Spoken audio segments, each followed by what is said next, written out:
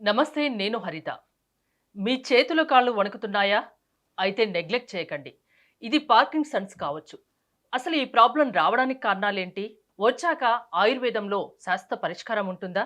తెలుసుకుందాం. స్టూడియోలో ఉన్నారు శ్రీచరక కేరళ ఆయుర్వేదిక్ హాస్పిటల్ నుంచి ఆయుర్వేదిక్ ఎండి డాక్టర్ కృష్ణప్రసాద్ గారు. డాక్టర్ గారు నమస్తే అండి. నమస్తే అండి. చేతులు కాళ్ళు వణకడం ఇది సాధారణ సమస్యగానే చాలా మంది భావిస్తుంటారు. సాధారణ సమస్యే కదా? అంటే వేరే రీజన్స్ ఏమీ లేకుండా ఆ! అంటే సింపుల్‌గా చేతులు, కాళ్ళు వణకటం పరంగా ఆ 2 సింప్టమ్స్ ఉంటే గనక మేబీ అది కొంచెం యాంగ్జైటీ వల్ల కూడా అయ్యుండొచ్చు. లేదా వేరే వేరే రీజన్స్ కొంతమందికి బాగా హీట్ బాడీ ఉంటుంది. వాళ్ళకి తెలియకుండానే చేతులు ఇట్లా షివరింగ్ అయిపోతా ఉంటాయి. అట్లా సింపుల్‌గా ఓన్లీ చేతులు, కాళ్ళు వణకటం వరకైతే ప్రాబ్లమ్ లేదు గానీ, చాలామంది ఏమనుకుంటారంటే ఇప్పుడు మీరు అడుగుతున్న ప్రశ్నకి నాకేం చెప్పాలో కూడా నాకు అర్థమైపోయింది. దీన్ని మనం అడగబోయే మీ వ్యాధి గురించి కూడా నాకు అర్థమైతా ఉంది. మీరు అడగబోయే వ్యాధి వణుకుడు వ్యాధి అని అడగబోతున్నారు మీరు. హ్మ్.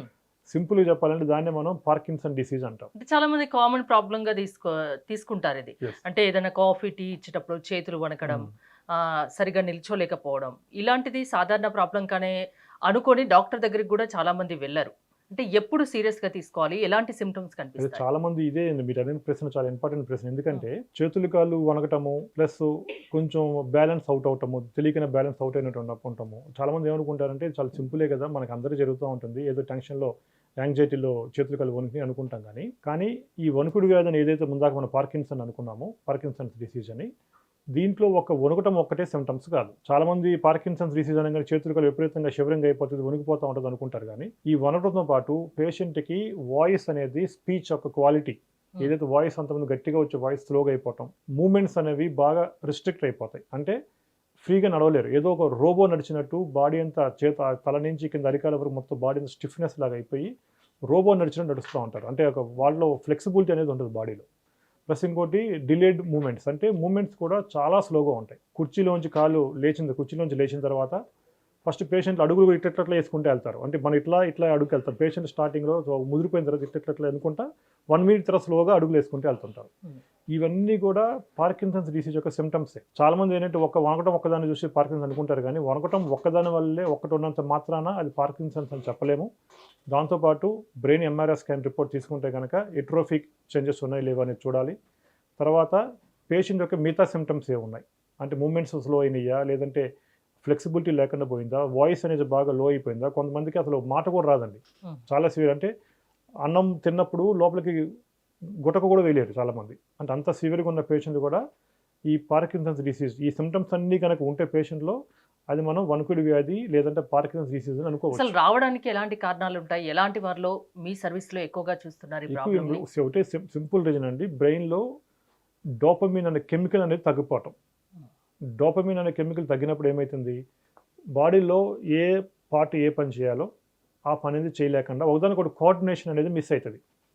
ఇప్పుడు బ్రెయిన్ నుంచి మనకు ఆర్డర్ వస్తే చెయ్యి మనం కదిల్చగలము, కాలు కదిలించగలము. ఆ కోఆర్డినేషన్ అనేది మిస్ అవుతుంది. మిస్ అయినప్పుడు ఏంటంటే మూవ్‌మెంట్స్ అన్నీ కూడా స్లో అయిపోతాయి. ఒకదానికొకటి నరువుకి ఉండే కండక్షన్ అనేది స్లో అయిపోతుంది. ఈ కెమికల్ తగ్గిపోవటం వల్ల. దానివల్ల ఏమవుతుంది? తెలియకుండానే పేషెంట్‌కి ఈ ఇందాక మనం చెప్పిన సింప్టమ్స్ అన్నీ కూడా స్టార్ట్ అయ్యాయి. స్లో మూవ్‌మెంట్స్ గాని ఇవన్నీ స్టార్ట్ అయిపోతా ఉంటాయి పేషెంట్‌లకి. నెగ్లెక్ట్ చేయడం వల్ల ప్రాణాలకేమైనా ప్రమాదం ఉంటుందా? అంటే డెఫినిట్‌గా ఎలాంటి అండి. ఎందుకంటే కాంప్లికేషన్స్ కనిపిస్తాయి? దీంట్లో ఫస్ట్ పార్కిన్సన్ వచ్చినప్పుడు ఎలా ఉంటుందంటే ఫస్ట్ ఏదో ఒక చెయ్యి లెఫ్ట్ ఆర్ రైట్ ఏదో ఒక వైపు స్టార్ట్ అయితది. కొన్ని రోజుల తర్వాత మనం నెగ్లెక్ట్ చేసే కొద్దీ అది సేమ్ సైడ్ లెఫ్ట్ వేస్తే లెఫ్ట్ లెగ్, రైట్ సైడ్ వస్తే రైట్ లెగ్ కూడా మూవ్‌మెంట్ అనేది స్లో అయిపోవటము. ముందుగా చెప్పిన సింప్టమ్స్ అన్నీ స్టార్ట్ అయితాయి. లెఫ్ట్ వచ్చిన కొన్ని రోజుల తర్వాత రైట్ సైడ్ స్టార్ట్ అయితది. రైట్ సైడ్ కూడా కొన్ని రోజులకి రైట్ హ్యాండ్, రైట్ లెగ్. ఇది ఈ 4 అంటే అప్పర్ లింబ్స్, లోవర్ లింబ్స్ అన్నీ ఎఫెక్ట్ అయిన తర్వాత స్లోగా మాట అనేది స్లో అయిపోతది. తర్వాత మూవ్‌మెంట్స్ ఆఫ్‌కోర్స్ మన చేతులు కాళ్ళు ఎఫెక్ట్ అయినాయంటే మన మూవ్‌మెంట్స్ మీద డెఫినెట్‌గా దాని ఎఫెక్ట్ ఉంటది కాబట్టి మూవ్‌మెంట్స్ అనేవి స్లో అయిపోతాయి. మూవ్‌మెంట్స్ చాలా స్లోగా అయిపోతాయి. బాడీ ఫ్లెక్సిబిలిటీ ఉండదు. ఇయన్నీ స్టేజ్‌లకి వచ్చిన తర్వాత అలోపతి డాక్టర్‌కెళ్ళినప్పుడు జనరల్‌గా వాళ్ళేంటంటే ఆ కెమికల్‌కి సప్లిమెంటరీగా సిండోపా ప్లస్ అని కొన్ని రకాల మందులు ప్రిస్క్రైబ్ చేస్తారు. హ్మ్. అంటే వాళ్ళ సిస్టమ్ ప్రకారం వాళ్ళు చేసింది 100% కరెక్ట్. కాకపోతే అది టెంపరరీగా ఉంటుందండి. అది వాళ్ళేం చెప్తారు లైఫ్ లాంగ్ మందులు వాడాల్సిందే అని చెప్తారు హ్మ్. కంపల్సరీగా. ఈ రోగం థర్డ్ స్టేజ్‌కి లేదంటే ఫోర్త్ స్టేజ్‌కి వచ్చిన తర్వాత డాక్టర్స్ చెప్పేదేంటంటే డీబీఎస్ అంటారు. డీబీఎస్ అని ఒక సర్జరీ. అంటే హ్మ్. డీప్ బ్రెయిన్ స్టిమ్యులేషన్ అని ఒక ఆపరేషన్ చేద్దాము అంటారు. ఆపరేషన్ అయితే ఎలా చేస్తారు? బ్రెయిన్‌లో ఒక చిప్ లాంటిది పెడతారు. ఆ చిప్‌కి కనెక్షన్ బ్యాటరీస్ అనేవి మన స్కిన్ కింద ఓపెన్ చేసి బ్యాటరీస్ పెడతారు. హ్మ్. ఆ బ్యాటరీస్ జనరల్‌గా మన ఫోన్ బ్యాటరీస్ ఎలా అయితే కొన్ని రోజుల తర్వాత ఛార్జింగ్ అయిపోతుందో అట్లాగే ఆ బ్యాటరీస్ ఎప్పుడు ఛార్జింగ్ అయిపోతుందో మళ్ళీ 2 ఇయర్స్ తర్వాత, 3 ఇయర్స్ తర్వాత మళ్ళీ బ్యాటరీస్ ఓపెన్ చేసి మళ్ళీ బ్యాటరీస్ని ఛార్జ్ చేసి పెట్టాల్సి ఉంటుంది. అలా పోనీ హ్యాండిల్ చేయడం కూడా చాలా కష్టం కదా. చాలా కష్టము. పోనీ ఇంత కష్టపడ్డ పేషెంట్‌కి అదేమైనా ఒక శాశ్వత పరిష్కారం అంటే కానే కాదు.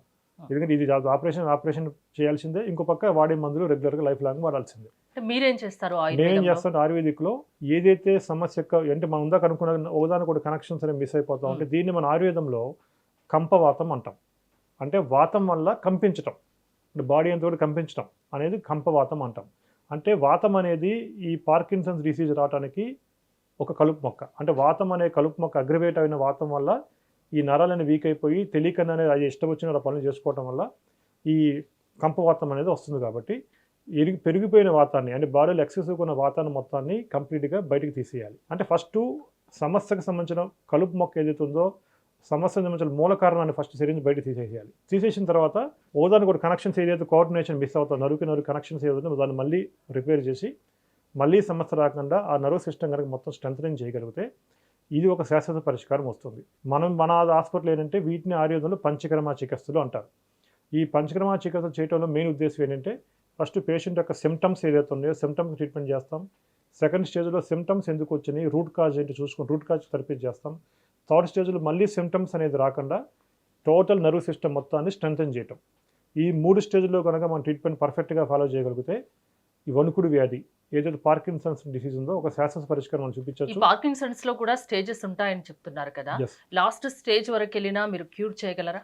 లాస్ట్ స్టేజ్కి వెళ్ళి DBS అయిన వాళ్ళు కూడా సర్జరీ అయిన వాళ్ళు కూడా మన దగ్గరికి వచ్చిన పేషెంట్ చాలా మంది ఉన్నారు. ఇవాళ మార్నింగ్ ఒక పేషెంట్ రమేష్ గారు, అంటే ఇంకా డీటెయిల్స్ మనం చెప్పలేము ఉన్నాం కాబట్టి, ఆయన చాలా సివియర్ పేషెంట్. వాళ్ళ DBS అడ్వైజ్ చేశారు.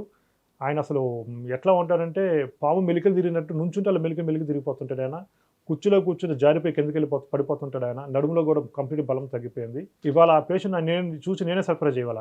హ్యాపీగా ఇన్షర్ట్ చేసుకున్నాడు, హ్యాపీగా చాలా నా రూమ్లో స్ట్రైట్ నడుచుకుంటూ వచ్చి నేను చూసి సర్ప్రైజ్ అయ్యా. ఏం రమేష్ గారు ఎట్లా వచ్చారంటే సార్ అలా చూసినప్పుడు మీకు హ్యాపీగా చాలా అనిపిస్తుంది హ్యాపీగా కదా. అనిపిస్తుంది. ఆయన first of all patient happy very important. అవును. ఆయన వాళ్ళ వైఫ్ చాలా హ్యాపీగా ఉన్నారు. ఇవాళ వచ్చారు, మళ్ళీ ఆయన పంచకర్మ చికిత్సలు చేసేసాం. ఆయనకి ట్రీట్మెంట్ అయిపోయింది. 2 months మందులు అయిపోయినాయి. ఇవాళ 3rd month మెడిసిన్స్ కోసం వచ్చారు మా దగ్గరికి. ఆల్మోస్ట్ రికవర్డ్ ఆయన. సో ఆయుర్వేదం మందుల వల్ల సైడ్ ఎఫెక్ట్స్ ఏమైనా ఉంటాయా? అస్సలు జీరో. ఆయుర్వేదిక్ మందులు Zero. సైడ్ ఎఫెక్ట్స్ అనేవి ఉండవు. ఎవరైనా వాడొచ్చు. 100% ఎవరైనా వాడచ్చు. పార్కిన్సన్స్ తో అసలు బాధపడిన అవసరం లేదు, శాస్త్ర పరిష్కారం ఆయుర్వేదంలో ఉంది అని చెప్తున్నారు. థ్యాంక్ యూ డాక్టర్ గారు. మీరు కనుక డాక్టర్ కృష్ణప్రసాద్ గారి దగ్గర ట్రీట్మెంట్ చేయించుకోవాలి అనుకుంటే స్క్రీన్ పై స్క్రోల్ అవుతున్న నెంబర్స్కి కాల్ చేసి కాంటాక్ట్ అవ్వండి. చూస్తూనే ఉండండి సుమన్ టీవీ.